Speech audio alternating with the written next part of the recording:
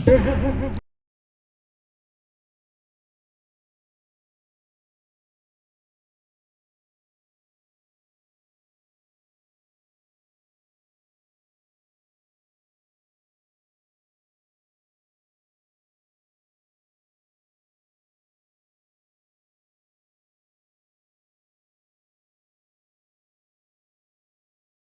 जोहार। कैसे हैं आप सभी?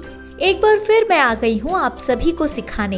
आशा करती हूँ कि बीते सभी सत्रों के सभी विषयों से आपने बच्चों को रूबरू करा दिया होगा, जिससे कि अब बच्चे कोरोना वायरस, कोरोना संक्रमण, उसके बचाव जैसी सभी जानकारियों से अवगत होंगे।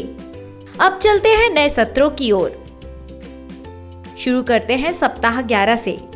इस सप्ताह के सत्र में हम बच्चों को सिखाएंगे घर में अलग थलग रहने की आवश्यकता किसे होगी, अगर कोई बीमार है तो उसे अलग थलग रहना क्यों जरूरी है, घर में अलग थलग रहने के दौरान क्या करें और क्या ना करें, घर में अलग थलग रहने के दौरान खुद को कैसे खुश और स्वस्थ रखें, चिकित्सकीय देखभाल कब लेनी है, कब अस्पताल जाना है।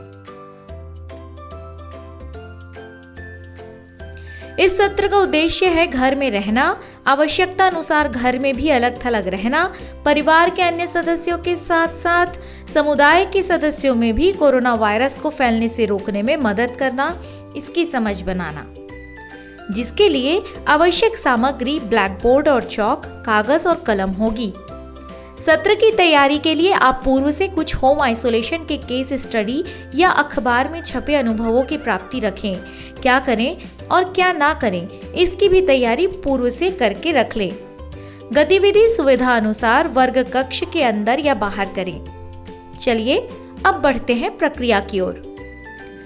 यह सुनिश्चित करते हुए कि प्रत्येक बच्चे को निम्नलिखित प्रश्नों में कम से कम एक का उत्तर देने का मौका मिले, बच्चों से निम्नलिखित प्रश्न पूछें। क्या आपने होम आइसोलेशन यानी घर में अलग थलग रहने के बारे में सुना है? आपने इसे कहाँ सुना? इसका क्या मतलब है? क्या आप समझा सकते हैं?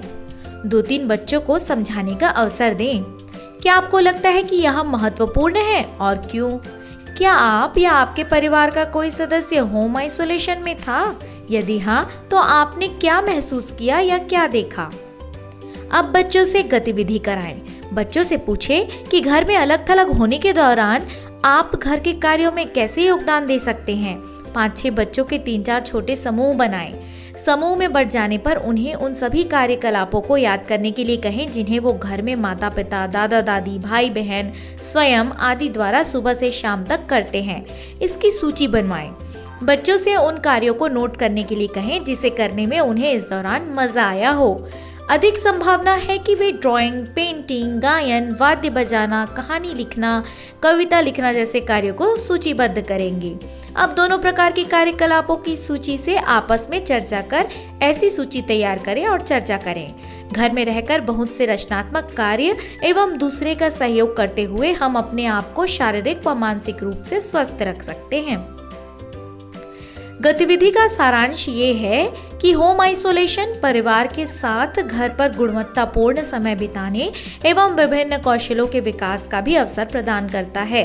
घर के कामों में परिवार के सभी लड़के लड़कियों को समान रूप से हाथ बटाना चाहिए।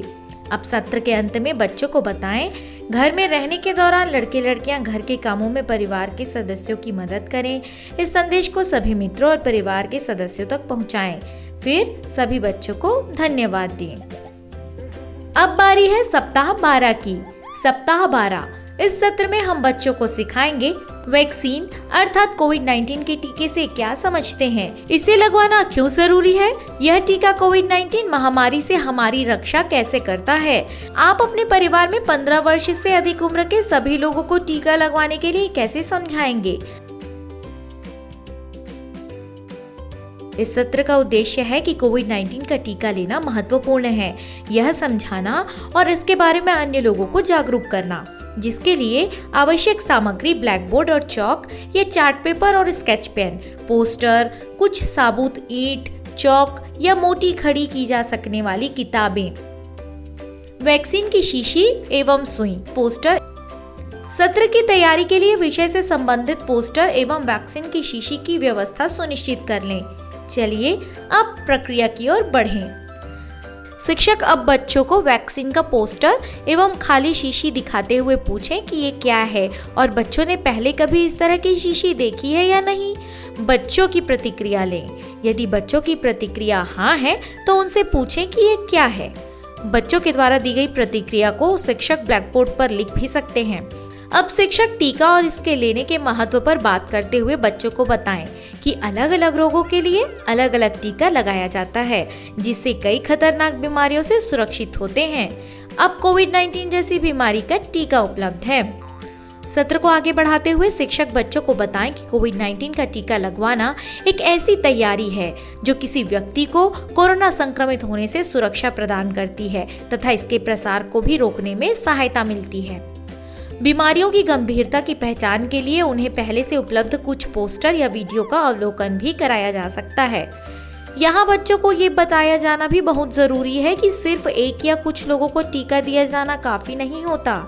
जैसे यदि साबुत ईंटों को आसपास खड़ा करके रखा जाए और एक ईंट को धक्का देने पर जिस तरह सारी ईंटें क्रमशः गिर जाएंगी, ठीक उसी प्रकार यदि सभी लोगों को एक साथ टीका नहीं लगे तो सभी असुरक्षित रहेंगे।